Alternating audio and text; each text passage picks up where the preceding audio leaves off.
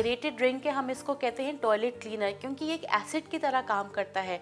अगर हम खाने के साथ या वैसे भी कोल्ड ड्रिंक लेते हैं तो हमारी बॉडी में जो इम्पॉर्टेंट विटामिन मिनरल्स हैं वो हमारे एब्जॉर्ब नहीं हो रहे। इनफैक्ट कोल्ड ड्रिंक लेने से वो डिस्ट्रॉय हो रहे हैं, साथ में हमारी जो है कि वेट भी बढ़ रहा है। और कोल्ड ड्रिंक के साथ ये है कि हमारी भूख भी नहीं मिटती है, प्यास भी लगती है ज़्यादा। और खाना खाते ही जो कोल्ड ड्रिंक लेता है उसको क्या होता है कि गैस प्रॉब्लम भी हो जाती है, और साथ ही साथ मैं कहूँगी कि ब्लोटिंग भी हो जाता है। तो कोशिश कीजिए कोल्ड ड्रिंक ना ले, और खाने के साथ तो एकदम ना ले, क्योंकि कोल्ड ड्रिंक आपको नुकसान ही कर रही है, फ़ायदा नहीं कर रही है।